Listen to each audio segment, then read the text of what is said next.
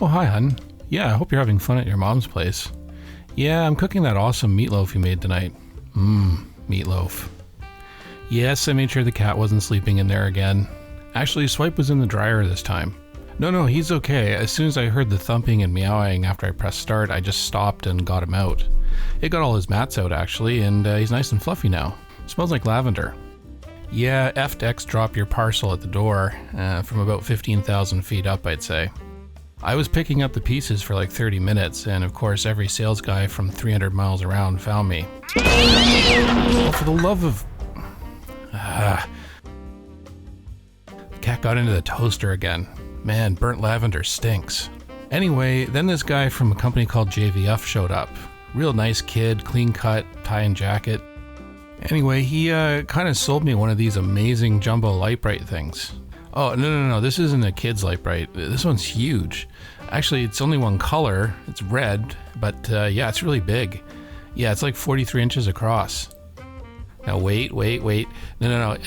I was gonna I was thinking you could use it. You know, you could put your recipes up and stuff in the kitchen. You can write those little reminders that you leave everywhere for me, and I won't miss them. Yeah, it's pretty unbelievable what you can do with... How much? Well, it was a bit pricey. I put it on the Visa. It's only 8,000. Hello? Uh-oh.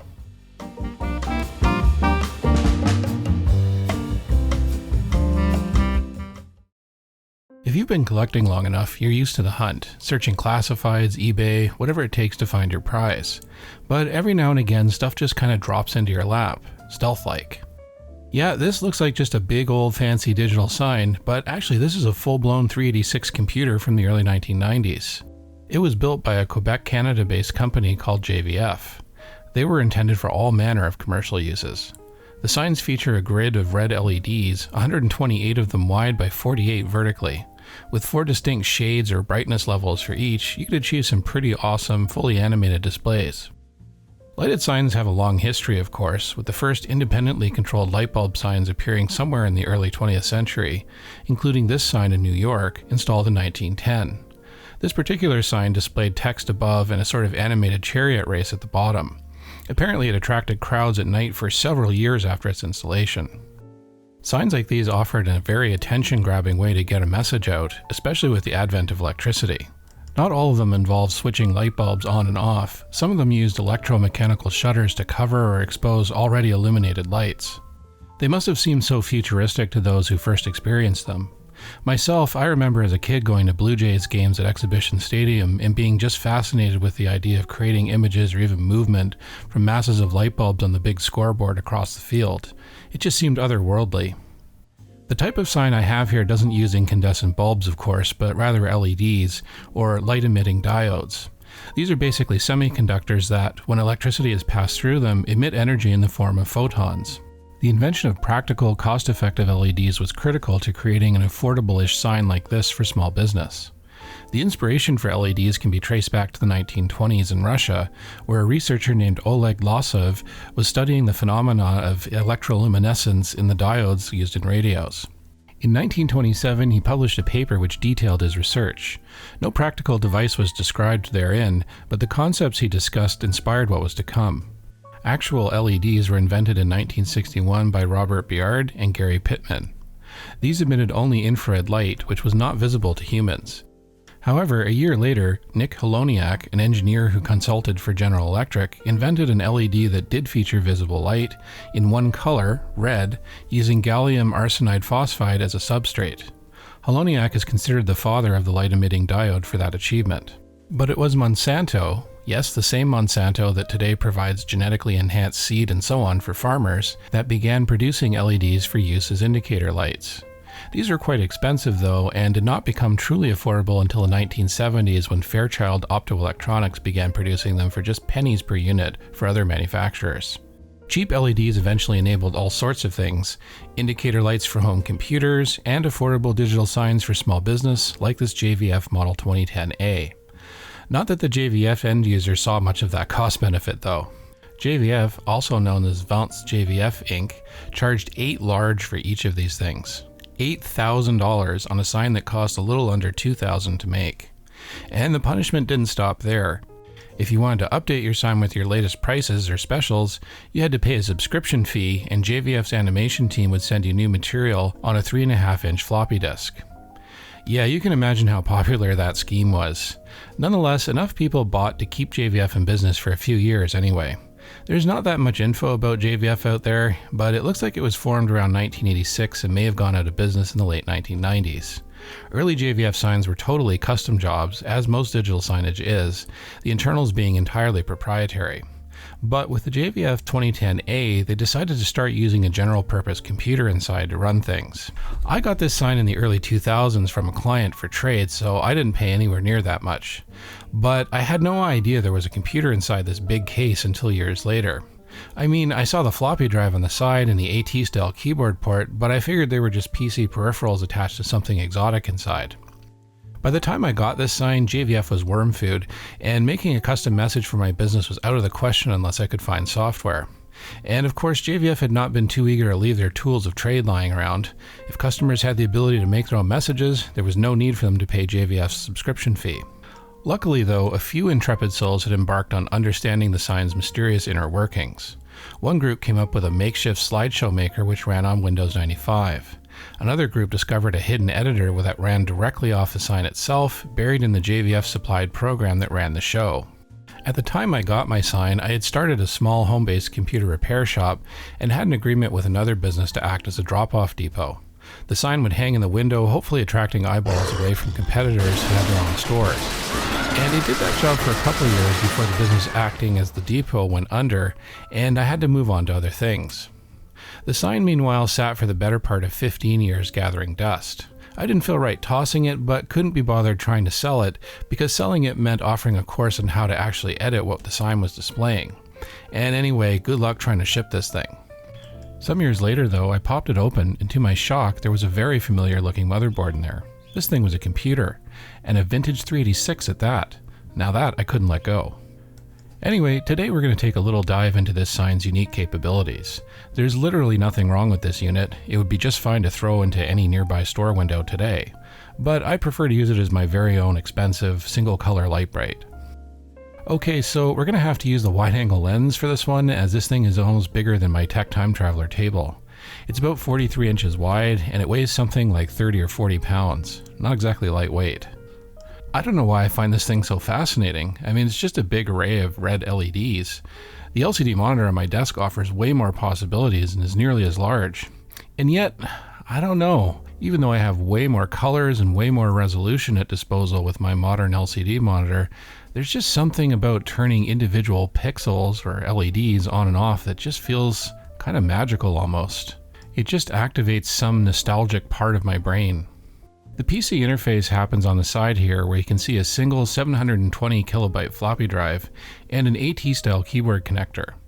The whole time I had this sign, I never wondered about what was driving the floppy, as lots of proprietary devices use those, but the keyboard connector was a curiosity. When I was initially searching out info, I found a website purporting to know a fair bit about the unit and offered software on request. So I emailed the proprietor, Mr. Henson, and he enthusiastically gave me a masterclass on what the sign was about, its history and how to program it and so on. He also gave me something I was missing, a boot disk. So let's take a look at that. So right off the bat we have a few folders. BLK, as I understand it, contains the animation sequences or such. DOS is self-explanatory. We've got HiMem and RAM drive, which presumably are deployed to give the software some breathing room and speed. Choice.com is an oldie that is used to start and stop batch files from running. And of course we have a config.sys and an autoexec.bat for basic DOS functions. The autoexec file calls the JVFF display program, and we can see here it's calling a show called A. One interesting DOS-related item in the main folder here is this double-space bin file. I don't see anything calling this. I'm assuming they're not using double-space on a floppy disk? There's also a folder called DSN. According to others, this is so named for the French word design? I'm not really sure how to pronounce it. Design or picture. These are individual picture files that you can draw up as part of a slideshow type presentation deal. The files that actually comprise the quote-unquote slideshow are these .shw files, or show files. They contain the scripting to decide what appears and how. And then we have JVFF.EXE, which is a slideshow program that displays whatever you've put together and also has some somewhat hidden features. The sign is comprised of 6,144 individual red LEDs with an effective resolution of 128 by 48 pixels. The setup for this is very similar to CGA, with 4 brightness states providing the equivalent of 4 colors, 1 byte equaling 4 pixels. The 4 quote-unquote colors emulated are black, which is the LED turned off, cyan, which is the LED lit to 1/3 brightness, magenta, which is 2/3 brightness, and white, which is the LED lit to full brightness. I'll lift the back off the sign here so we can see what's inside. From the left, in a custom mount, we have the floppy drive and some standard PC floppy cables. We also have a small 386 motherboard with a floppy controller and 1 ISA slot, and another card that interfaces with this custom board to the right, which I think can be best thought of as a video card of sorts, as it drives the LEDs on the front. The custom board is presumably JVF's handiwork, and it's quite large. And then there's the LED board itself. Wow, that's a lot of solder joints. Lastly, we have a power supply, and that runs the whole setup. To get the sign going, we just need our boot disk. I'm going to load a demonstration called Circle. With AutoExec tweaked to load the Circle show immediately, all we have to do is wait patiently for the 386 to fully boot up. It can take a few minutes depending on how long it takes the rendering of the graphics, but once loaded, you can just leave it to do its thing. You don't even need to leave the disk in the drive if you don't want to. You can see the sign doing calculations to pre-render the circle here before it runs it at full speed. Yeah, this is really neat. Again, I just find it fascinating how individual lights can be controlled in a way to provide the illusion of an object in motion. Now, let's crack open a hidden feature of the JVFF program. I'm going to connect an AT keyboard here from my Commodore 486, and we'll disable the auto load feature of AutoExec BAT. The machine may look frozen, but in fact the 386 inside is sitting there at the DOS prompt waiting for me to do something. Unfortunately, as far as I know, there's no way to redirect the DOS console up onto the LEDs. That would require some custom programming. But I can blind type my way around, and yeah, I'm going to load the JVFF program by itself without instructing it to fire up a show. And now when it loads, I get this menu. This menu is accessible if you hit the escape key at the right time when a show is playing.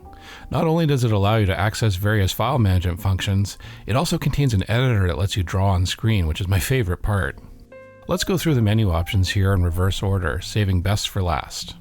So number 5 here gives you access to some core system functions. The first thing I guess you'd want to do, although I don't know why, is set the time. And I gotta tell you, typing away in this gigantic font, man, this is kind of cool. And it looks like immediately we run headfirst into Y2K. Alright, well, let's go with 1995. 1995 was a good year. And now the time. You know, this thing would make a heck of a clock, huh? The next option here is communications. I'm not really sure why this is here because this machine doesn't seem to have any sort of port on it that you can plug into and transfer files back and forth. I don't know, maybe this just survived from an earlier version of the sign and it just is included in the software. But yeah, it looks like it's used basically just for transferring stuff back and forth. Alright, now here are the file functions. These essentially provide some basic DOS interface so you can do things like see what files are on disk, erase files to free up space, copy or backup files to see how much room there is on disk, and stuff like that. The functionality is kind of minimal here. You can only do a directory listing for certain types of files relevant to the sign. I guess these would have been used by a technician to verify what was on disk in the event of a problem or such. I don't think JVF gave any customers information on how to use all this. Like I said, that would have killed the incentive to subscribe if the $8,000 sting of the price tag didn't do that first. There are several extensions JVFF uses: DSN for picture files, BLK for animations, MSG for text messages, SHW for presentations, FNT for font. I'm not sure what KOM does though. Here's just a listing of random files of different types on the disk. I don't think there are any fonts on disk here, and I've never seen any others other than the stock one that JVF file uses. And here's some other files on disk showing what looks like circle. Yeah, I just love typing in this giant red font. Okay, let's try doing some text editing. This is awesome. I don't know why I find this as awesome as it is. It just is. I press a key and magically patterns of lights turn on. This is literally how you get lit. Okay, now for the fun Lite Brite stuff. Let's fire up the best feature of this JVF software, the freehand drawing mode. Drawing mode lets you literally draw whatever you want, pixel by pixel on screen. When you start out, you give the system a file name. If it's just an existing file, it automatically loads up and enters the editing mode. If it's a new file, it'll just create the file on disk for you. Now you're presented with a flashing LED somewhere on the screen. This is the equivalent of your cursor or mouse pointer. The function keys on the keyboard control what drawing mode you're in. F1 is literally drawing point by point. To draw this way, I have to move the cursor to where I want to put a point of light, and then I hit return.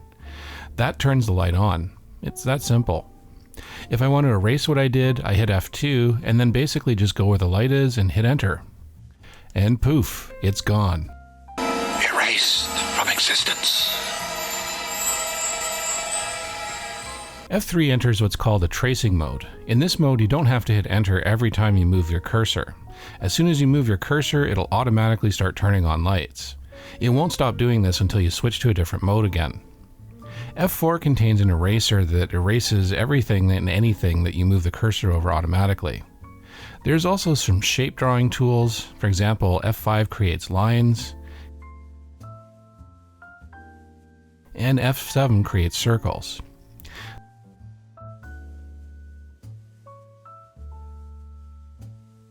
There's also a fill tool with F8.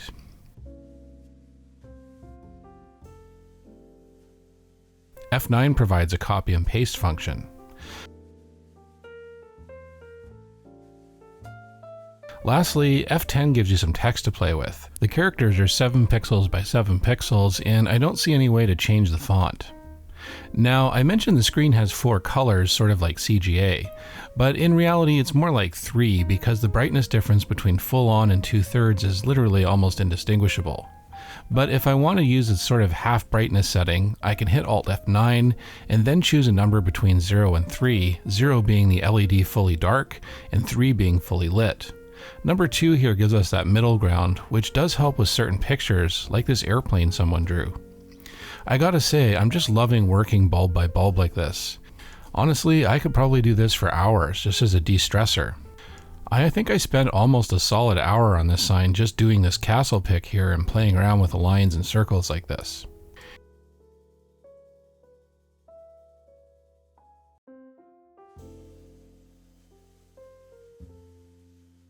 Okay, let's get down to business and try programming a show here. There's a few ways one can make a presentation presently. One is to use JVF's own scripting language. Another is using this third-party software someone designed called Script Designer. It works under Windows 98. This is what I use to make my own sign for my business, and before I knew about the JVF internal editor.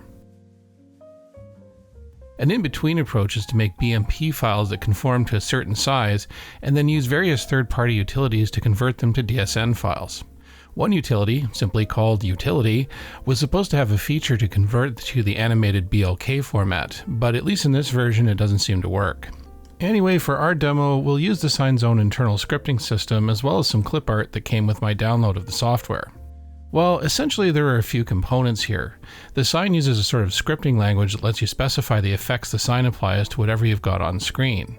It also lets you select images and things like that to manipulate. I'll just create a basic script here to move some airplane clip art around on screen and display a message after. Now, I'll caution, because JVF protected this information and didn't want clients doing stuff themselves, a lot of what we know about the sign is based off of clever detective work.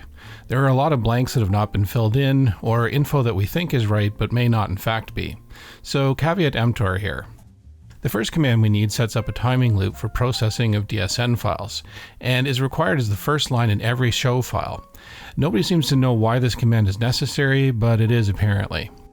The second command here sets the timing loop for BLK processing. It basically controls the speed of overlay information. AP and RP are transition effects. There's a few of these that control how one scene transitions to another. You can see what it does here depending on what comes after it. By itself, it does a quick fade in. It can also blank the screen and then roll something up or down or over. It can also spread out from center to top and bottom.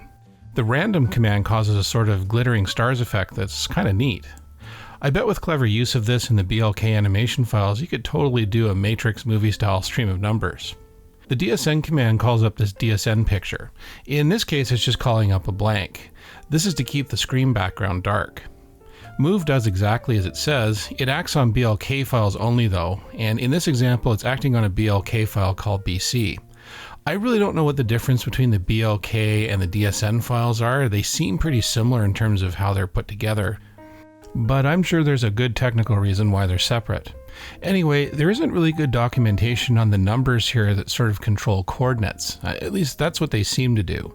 But essentially, yeah, they control direction and distance of travel for whatever it is that you're manipulating. SG displays a text message on screen, so that's just short for message. I'm not sure what RP does, but my guess is it does the reverse of AP or something like that. Anyway, let's write our own script for fun. For this show, I'll borrow some already existing artwork on disk. So in the script, first we'll initialize the timings of the picture transitions.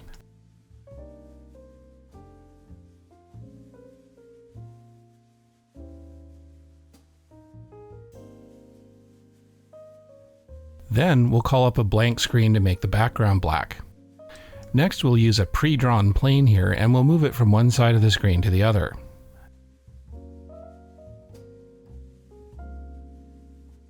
And then I'll hold for a while before the script returns to its original start point. Since this is a digital sign and it's presumed you want to keep displaying your message throughout the day, there's no need for a go-to style command. It just automatically goes back to the beginning of the script and will keep doing that until you hit escape. Whoops, wrong direction. Ladies and gentlemen, this is your captain speaking. We accidentally left the thrust reversers on, and we'll be backing our way up to Chicago. No need for concern. I think we need to change which number is negative and which is positive around here to change the direction. Okay, that's a bit better, but holy cow are we moving fast. Let's slow it down a bit. I think I can do that by changing the delay here for the BLK file. Since it's already at 0, I'm going to assume that's the fastest, so I'll up it by 20 and see what we get. Much better. Alright, I'll create a file here. Actually, I'll do two of them, two different messages.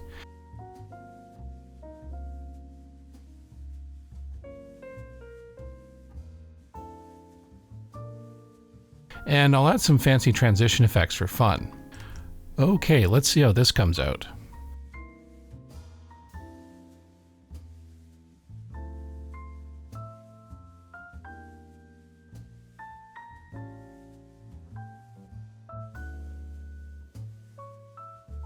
Nice, legroom for the win. Tech Time Traveler Air will take you back to plane technology that wasn't quite so crowded. I thought I'd try displaying more of the included artwork here just as a sampler to see what others are doing. Let's see what these do. Well, I'm going to guess those are clouds.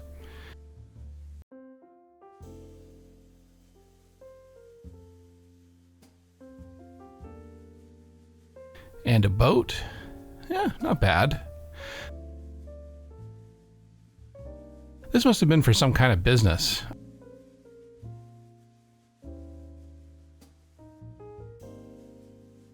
I must say, if you have the artistic skill, you can definitely crank something nice out here. Now here's something a bit more detailed. This is an animation done by a blogger online.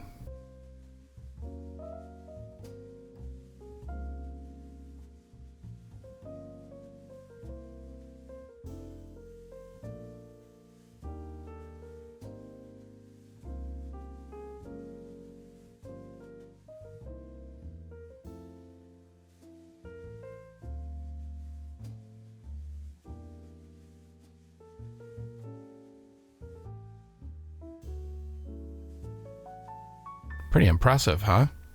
Of course, if one were to learn the internal workings of this thing, the possibilities are endless.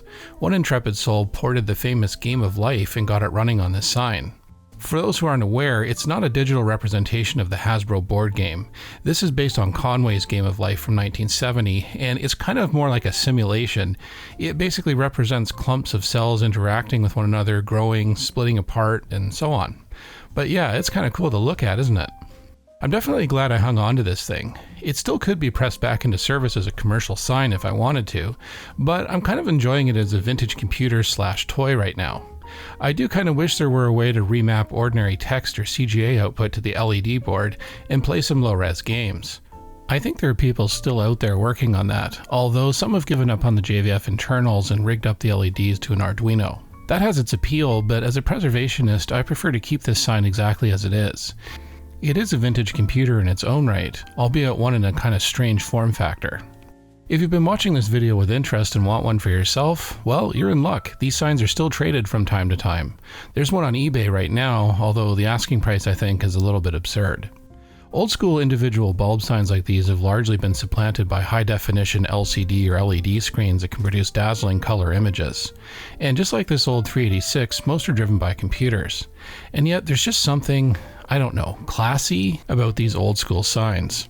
Something more real than a modern LED or LCD screen. I mean, how many screens can you touch the actual individual pixels on? And just watching thousands of those tiny bulbs working in unison to create an image, yeah, that's a lot cooler to me than current technology. Color LCD and LED panels are everywhere these days. Signs like these, you kinda gotta look for. Anyway, that's it for this little nostalgia trip. I hope you enjoyed it. We'll see you in the next video, and thanks so much for watching.